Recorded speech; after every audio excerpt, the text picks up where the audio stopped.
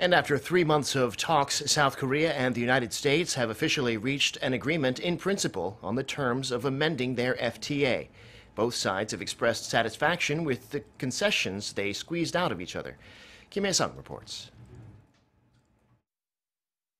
In a joint statement, Seoul's Trade Minister Kim Hyun-chong and U.S. Trade Representative Robert Lighthizer said the two countries were pleased to announce that they have reached an agreement in principle on the amendment of their bilateral trade deal. The statement released Wednesday night local time said the agreement addresses issues on investment, tariffs, automobiles, customs, and trade remedies. Seoul has agreed to lift some of its safety and environmental regulations and will allow U.S. automakers to ship Korea up to 50,000 vehicles each, up from 25,000 previously. Tariffs imposed on Korean pickup trucks exported to the U.S. will be extended by 20 years to 2041. South Korea, on the other hand, secured revisions to the investor-state dispute settlement clause, and the two sides also agreed to improve the transparency of the trade dispute settlement process, which covers issues like anti-dumping duties. But as South Korea's trade minister mentioned at a press conference Monday, there is no further opening of Korea's agricultural market or the mandatory use of U.S. auto parts.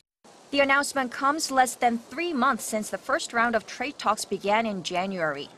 In the joint statement, Seoul and Washington said the agreement represents an important progress in improving Korea-U.S. trade and economic relations based on their strong and enduring security relationship.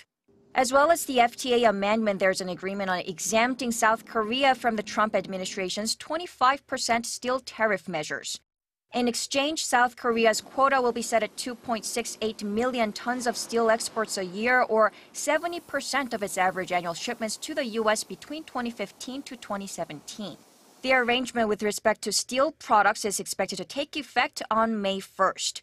Working-level officials are ironing out the details so that Seoul and Washington can finalize their amendments to the 6-year-old trade deal soon, which are subject to domestic procedures in both countries before the provisions can be brought into force. Kim Hyesung, Arirang News.